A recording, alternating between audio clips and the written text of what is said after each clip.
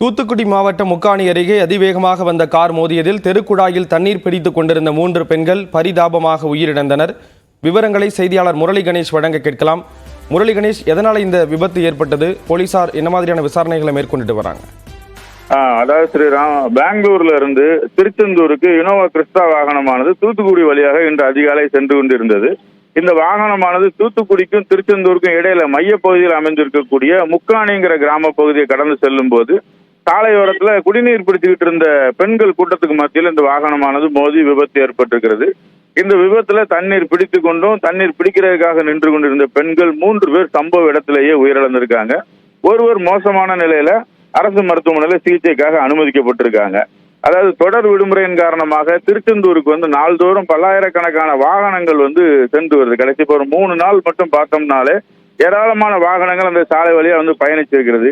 இந்த வழியா வரக்கூடிய வாகனங்கள் அனைத்து அதிவேகமாக செல்வதனால்தான் இந்த விபத்து என்பது ஏற்பட்டிருக்கிறது அப்படின்னு சொல்லி இந்த கிராமத்தில் இருக்கக்கூடிய மக்கள் தெரிவிச்சிருக்கிறாங்க.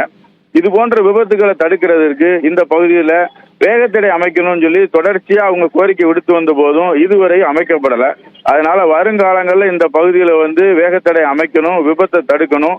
இந்த உயிரிழந்தவர்களுடைய உடல்களை வாங்குவதற்கு முன்பாகவே இந்த பகுதியில் வேகத்தடை அமைக்கணும் அப்படிங்கிற ஒரு கோரிக்கையை முன் வச்சிருக்காங்க.